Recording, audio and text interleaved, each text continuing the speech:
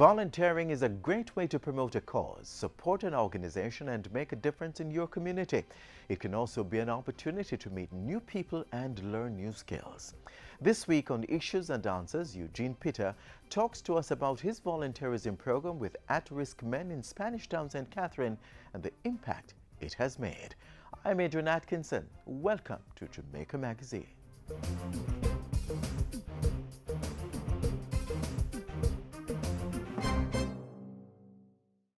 Keep we island clean, so clean. From the peaks to the beach, so clean. No dirty up Jamaica, please don't do it. Keep we island clean, so clean. From the peaks to the beach, so clean. No dirty up Jamaica, please don't do it. No dash, no paper, no dash, no plastic. Dispose your garbage responsibly. No know how to recycle, learn it quick. And if you drop it, better pick up every piece of it. Plastics last forever, don't forget the bits. Cause when them touch the street, them end up in the sea. Collect pan the reef where they fish them feed. And when you want seafood, I eat your Keep eat. we island clean, so clean. From the peaks to the beach, so clean. No dirty up Jamaica, please don't do it. No dirty up Jamaica, no dirty up Jamaica, no dirty up Jamaica, no dirty up Jamaica. When you volunteer, you're offering vital help to people in need, to worthwhile causes, and help to the community. Here's one such story.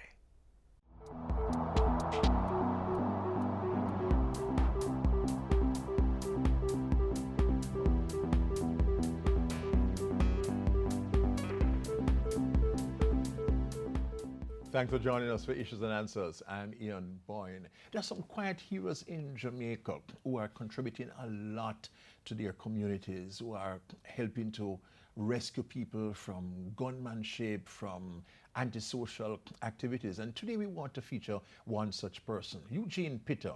He's the founder of the Just for Peace International, which is doing a lot of work in inner city communities in Spanish Town. Before then, he was doing work in East Kingston in a number of inner city areas. I've known him for quite a long time, and his life has just been dedicated to volunteerism. These are the persons whose examples we need to emulate. So we talked to Eugene Peter today about the work that he's doing, and I'm sure you'll be inspired by it. We thank you for your company. Eugene, good to have you on the program. I remember about 25 years ago, you invited me down in East Kingston one Saturday night to be a judge of a youth talent concert. You were working with the youth there, trying to take the youth away from negative lyrics and to have them in positive directions. Why have you devoted your whole life? You're a teacher by profession. You worked as a journalist at the Star for a number of years. But would you have given yourself to this task of volunteerism? Why? It's not an easy task, but I have a passion for doing it. I believe that if you come into this world and you are only living for yourself, that's not enough. You should leave this world knowing that you have changed the lives of individuals to make them better persons in society. Yes. Tell us about your work that you're doing in Spanish Town. I know, for example, that you work with some of the aspiring DJs and you try to get them to do positive lyrics, to teach consciousness rather than push gun lyrics and slackness and so on. Most of the DJs and singers were performing gun lyrics. I think that contributes to a lot of problems in Jamaica. So actually I have to mentor them to show them that, okay, you can get publicity by doing positive lyrics to change lives in Spanish Town. I remember that I started out at Jack's Cable. I was then programs manager, and I had a show on that television station called Just for Stars. Oh. And I remember that I came across over 20 youths, and this led me to form Just for Peace International, because a number of people thought this was an excellent program because we were changing lives in Spanish Town. And these involve youths from like De La Vega City, Marchpen, Windsor Road, Rivoli, Tarspen, St. John's Road, and even as far as Central Village. Yes. And you would give mentorship to these young people, and you would even take them to some TV stations, we have to call the names, and show them that they can get publicity from doing conscious lyrics. And you contacted me about 15 years ago to do something on Alpha Rowan. Yes. I was very impressed with that. You know, I'm a really excellent DJ pushing consciousness. He became a star in his community and inspired a lot of youth because one of his songs went to #2 on the national chart. Yes. And that is also good. But to add that these youths, it's not an easy task to deal with them because they have to trust you. True. And a number of persons in Spanish Town will say to me, how do you do it? Because a number of these youths, they don't recognize their fathers. They have no male role models. And if you ask them about their father, they'll tell you that their father need gunshot or something like that. They didn't care for them, so they are actually looking for someone who can guide them and to actually make them become better individuals. So a number of these youths have become role models in their respective communities. There is one who is from Marchpen Road, and he is Romario Gale. And he performed first at the Pegasus Hotel, and Beverly Manley said that he had talent, and he represented Just for Peace International at Kingston. And he's now a barber, and he is my vice president. So I actually coach him to represent me on television if I'm not able to go. And that's Romario Gale, one of my 2 vice presidents for the Just for Peace International. And you have worked with guys who were robbing buses, who were doing all kinds of things. I mean, and you knew that's what they were doing. And you talked them out of it. You gave them alternatives.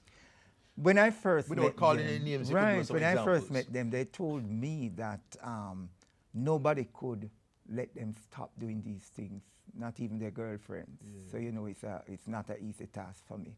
But actually, I have to meet them one-to-one, individually, and I ask them first what they want out of life.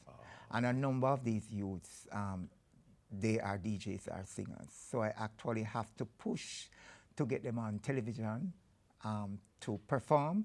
And because of that, and they become positive and popular, they will no longer go back to robbing buses, etc. Yeah.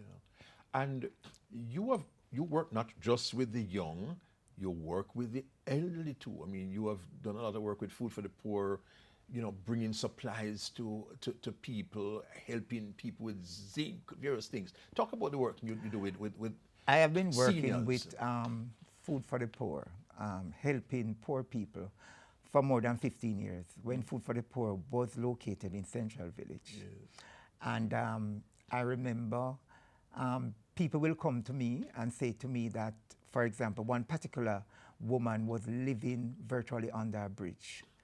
And I got information, sent it to Food for the Poor, and they got a house.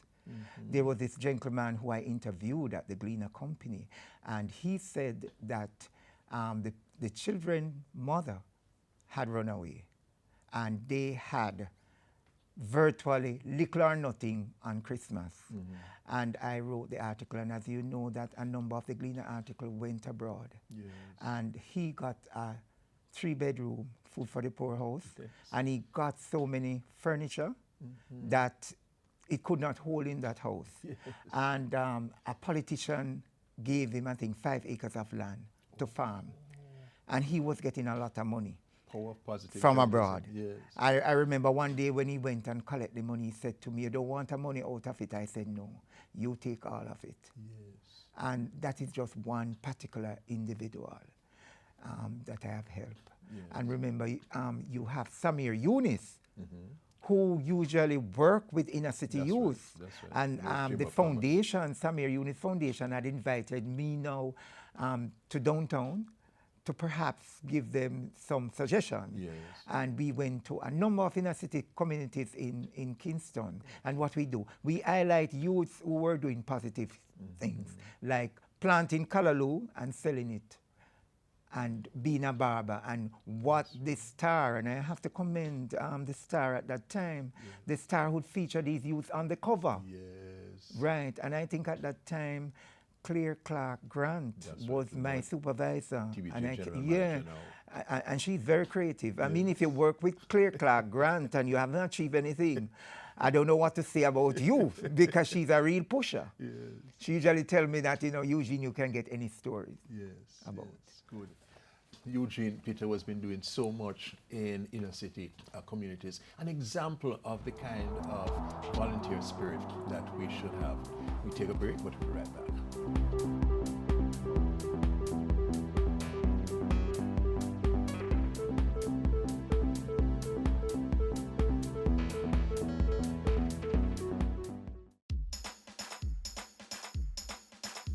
We want a productive Jamaica.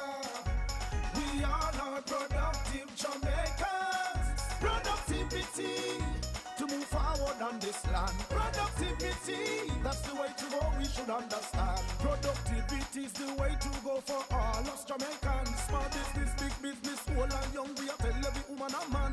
We want growth and prosperity for a better nation with a building plan. So we can build our product and sell our product and put more money in our hand. Our economy can rise to a level and build a better nation. Productivity to move forward on this land. Productivity, that's the way to go, we should understand. Productivity to move forward on this land. Productivity, that's the way to go, we should understand. Productivity. Productivity, Pathway to Prosperity. A message brought to you by the Jamaica Productivity Center, a department of the Ministry of Labor and Social Security.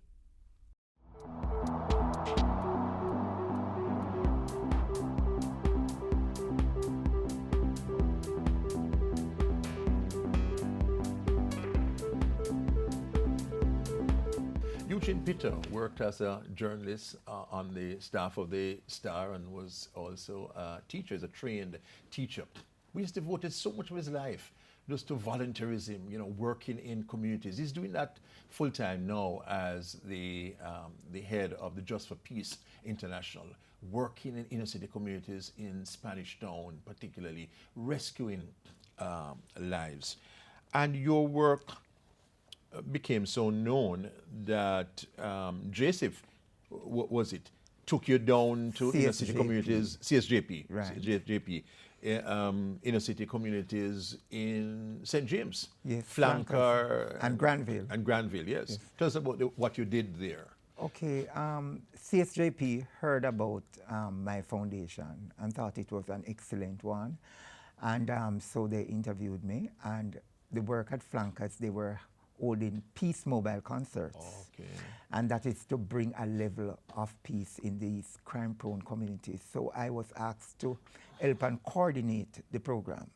So a team of us would go to Montego Bay, and we had to walk these communities and find these youths who were singing gun lyrics. Mm-hmm. It's not easy. They have the talent, but you will find 2 out of 3 verse, pure gun lyrics. Yeah, man, more than that. Head must shut out and all of those things. That's right. And it's not easy to tell them that Precisely. you have to change this line. Gotta get or a lot that of forward line. for they that get a kind lot of of forward. lyrics and- Yeah. yeah. But it worked out. We got some excellent talent in Granville and Flankers. Mm-hmm. And I also was asked to coordinate Peace Mobile concert in Kingston, including that community, Little Q Road and all of that. Mm-hmm. So it was great exposure, and I loved it a lot.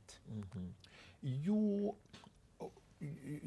work in other aspects of community development. You mentor people in a variety of areas, not just in terms of music. What would you say from all of your experiences you have come to as a main motivator for inner city people? How do you get people in those situations to start to take a positive view of life?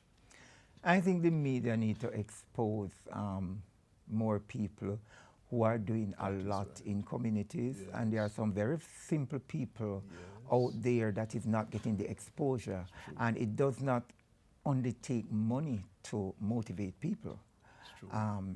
Your ideas and your links, for example, I have taken on like 10 needy kids in Spanish Town whose father was murdered. Oh, you have done that? Yeah. And it's back to school. So parents, mothers, in fact, I don't know fathers very well. I hardly see these youth fathers. And mothers will come to me and say, look here, I have 4 children to go back to school, and you know, they murdered the father. What can you do? Because I've heard so much about you. I thought you was the mayor of Spanish Town. I mean, I just laugh at that. And I would ask them for the death certificate. The financial institution needs their the death certificate and of the you go and solicit money for them? Right. I go to institutions like NCB Foundation, Supreme Ventures, Scotia Foundation, and JMNB Bank. And JMNB, Carla Girard, no. And Kim Mayer is doing an excellent job for a little girl who was deaf and dumb, and they murdered her father. She now goes to Caribbean Christian Center for the Deaf, and that bank pays all her fees. So you act as a link to these institutions, right? And you are bringing help to people. Continue doing your work, Eugene, Peter. Use an example of the kind of citizen whom we should be. Citizen who is involved, who is helping, who is leaving the world, who is intent to leave the world a better place, to leave Jamaica a better place, to leave one's community a better place. We thank you for your company on Issues and Answers. Until next week, Ian Bourne wishing you a pleasant day.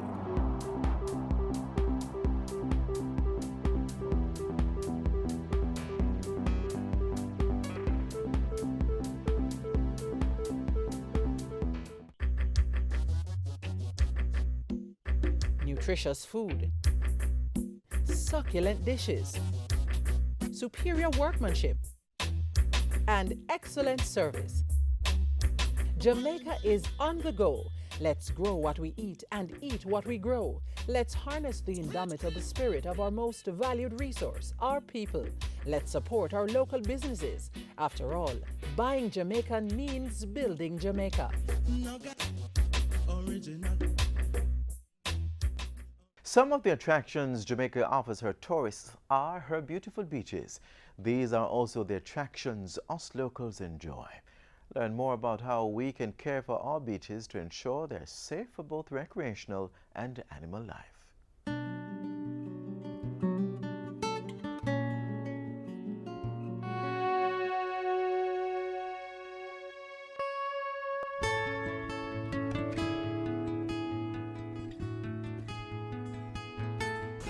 Part in preserving our environment as much as possible. That's the reality.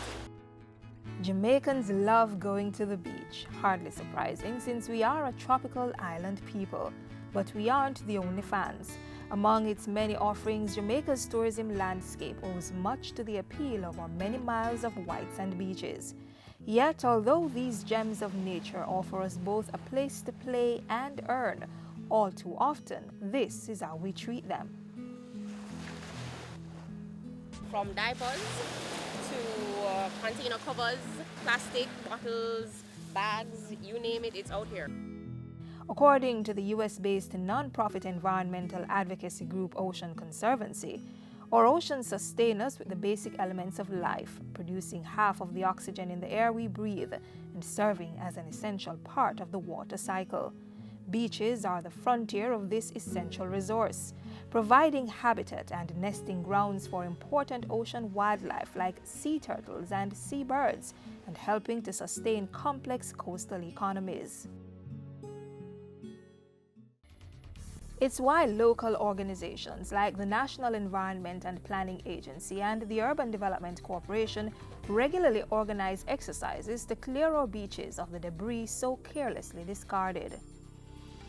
The objective is really most importantly, to raise the awareness amongst the general population about how our everyday activities affect our coastal resources, because what we find is that when we dispose of garbage improperly, it ends up right back on the beach. Don't litter, don't throw garbage in the sea, in the rivers, in gullies and stuff.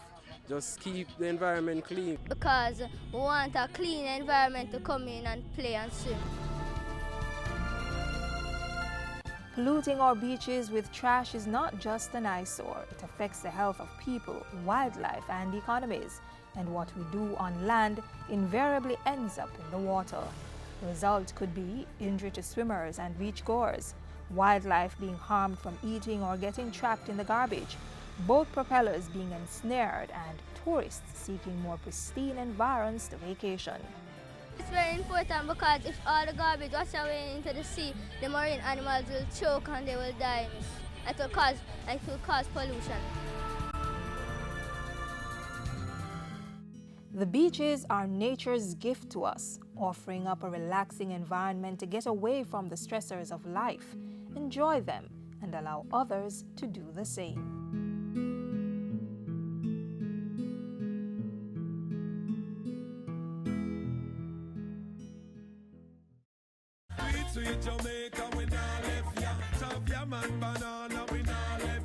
Finger-licking jerk chicken, Helcher fish and bami, we run down yam and banana, roast bread fruit, sweet potato pudding. Jamaica food sweet. So let's make a pledge to use more local produce and less foreign goods. Let's grow what we eat and eat what we grow.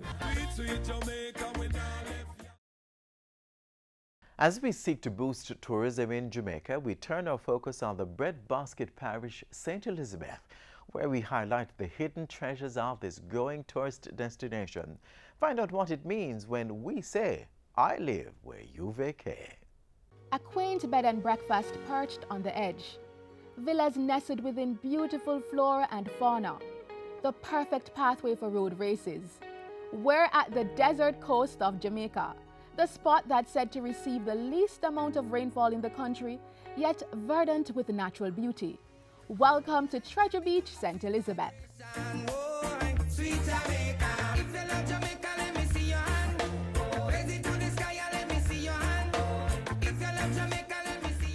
The area of Treasure Beach, St. Elizabeth has been earmarked as a pilot project to drive the development of community tourism across the island, and rightly so.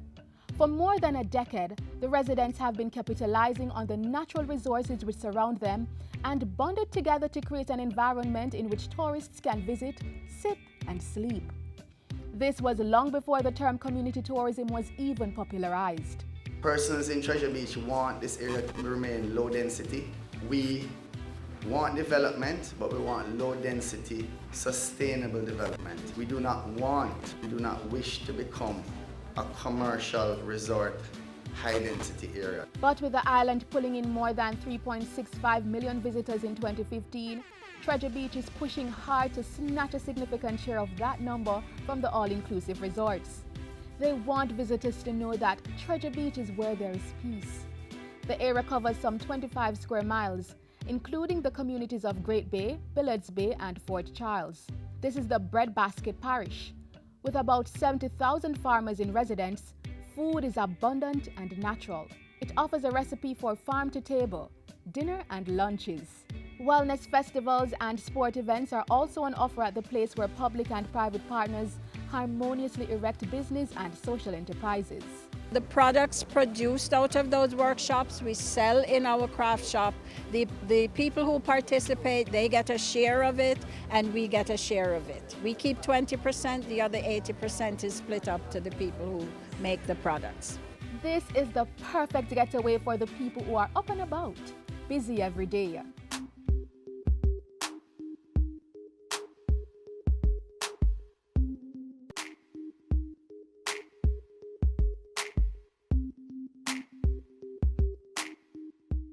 The people that come here, they want the height of living, you know. We come here to just be happy in the sunshine and in the sea. We have been coming here since 1998, first time. and we've come back to Ital Rest 5 times. In support of Treasure Beach's ventures, the government has provided an injection of $48 million from the Tourism Enhancement Fund to help the community implement its developmental projects. The program forms part of government's efforts to execute the community tourism policy recently tabled in Parliament. It has proven that through community tourism, the earnings gained from the broader sector can be further filtered to the ordinary man. Whether you're a farmer, whether you're a fisherman, whether you're a bar owner, a restaurant, you name it, a coconut vendor, you are a part of this fabric of what we call Treasure Beach. We hope to see you soon. Come home to Treasure Beach. You'll want to stay.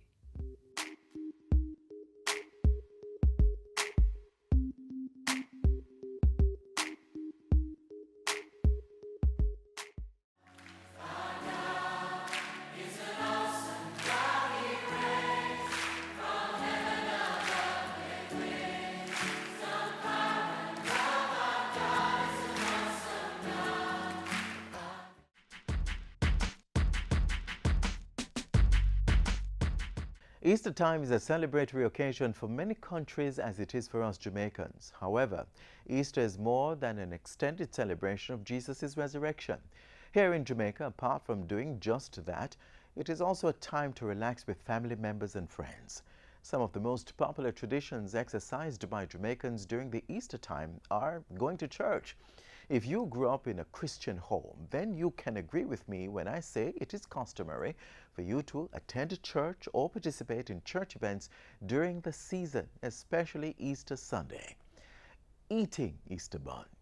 If you don't eat bun any other time of the year, be prepared to have lots of bun paired with cheese during the period. Eating fish, more specifically sprat. Some Jamaicans give up eating meat for Lent, and as such, fish becomes a major part of their diet. You can have it fried, roasted, steamed, or even grilled. Going to Carnival.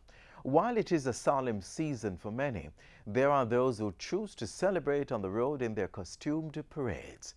This has become a major event on some Jamaicans' calendar. So, as you venture out this season celebrating in whatever way you choose to, stay safe, drink and drive responsibly, as we help to make Jamaica the place of choice to live, work, raise families, and do business.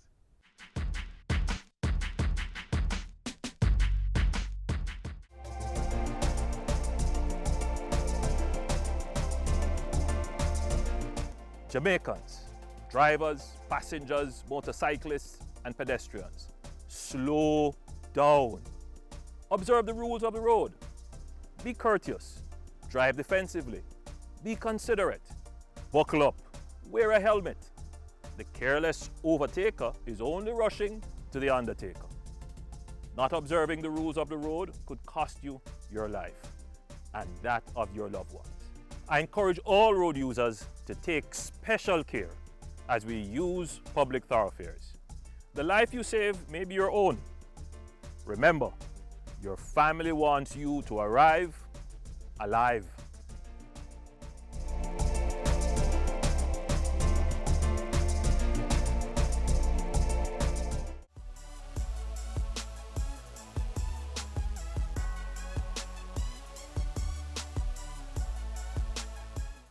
We are at the end of another magazine. Remember, it's the Easter season, the only time you are allowed to put all your eggs in one basket. Thanks for watching Jamaica Magazine. I hope you found our program very informative. Let us know by sending your feedback to jamaicamagazine@jis.gov.jm or via tweet @JISnews. You can also visit our website jis.gov.jm for more information. On behalf of the entire production crew, I'm Adrian Atkinson. Do take care.